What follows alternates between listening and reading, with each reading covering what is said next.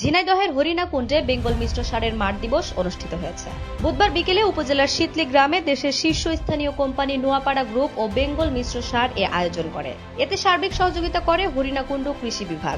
পরে অনুষ্ঠিত মতবিনিময় সভায় বক্তব্য রাখেন ঝিনাইদহ জেলা কৃষি প্রশিক্ষণ কর্মকর্তা মোহাম্মদ মোশাররফ হোসেন, হরিণাকুণ্ড উপজেলা কৃষি কর্মকর্তা শরীফ মোহাম্মদ তিতুমির, নোয়াপাড়া গ্রুপের manager HR and admin Mohammad Sirajul Islam Pavel, Bengal মিশ্র সারের স্থানীয় ডিলার মেসার্স জোয়ারদার ট্রেডার্সের শতাধিকারী মোহাম্মদ মাজিদুর রহমান সেন্টু, বেঙ্গল মিশ্র সারের brand manager Mohammad Yusuf, zonal marketing manager Mohammad Sumon, Rajshahi area manager Maruf Hossain Babu প্রমুখ।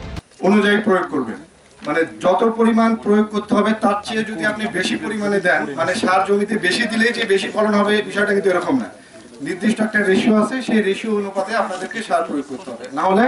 এখানে আমরা দেখতে পাচ্ছি যে এরা বেঙ্গল মিশ্র সার ব্যবহার করেছে এবং সুষম পদ্ধতিতে সার দিয়েছে। এবং আপনারা জানেন যে এই ধানটি স্বল্প দিনের ধান, এবং আমরা ভিজুয়ালি দেখতেছি যে ইল্ড অ্যাট্রিবিউটিং যে ক্যারেক্টারগুলো, মানে ফলনের জন্য যে বৈশিষ্ট্যগুলো, সেটা দেখে আমরা বুঝতে পারছি যে এর পেনিকেলে মানে শীষটা অনেক বড় হয়েছে। প্রত্যেকটা পেনিকেলে গ্রেইন যেটা হয়েছে দানা, সেই দানাটা পুষ্ট হয়েছে। এতে বেঙ্গল মিশ্র সারের উপকারভোগী শতাধিক কৃষক অংশ নেন। উপস্থিত কৃষকরা অভিজ্ঞতা তুলে ধরে বক্তব্যে বলেন, 4টি সারের সংমিশ্রণে তৈরি হওয়ার ঝামেলামুক্তভাবে তারা বেঙ্গল মিশ্র সার জমিতে প্রয়োগ করতে পারেন। এতে তুলনামূলক খরচ কম হওয়ার পাশাপাশি ফলন বেশি পাচ্ছেন। আমি বেঙ্গল মিশ্র সর্বপ্রথম থেকে যখন উৎপাদন হয়েছে তখন থেকে আমি বেঙ্গল মিশ্রের সাথে বিশ্বাসী আর কি।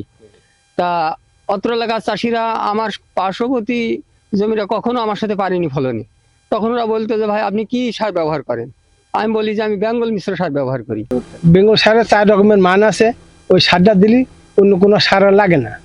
এছাড়া জমির কার্যকারিতা ভালো থাকায় পরবর্তী ফসলও ভালো পাচ্ছেন। এ কারণে দিন দিন বাড়ছে বেঙ্গল মিশ্র সারের ব্যবহার। ডেস্ক নিউজ, দৈনিক রানা।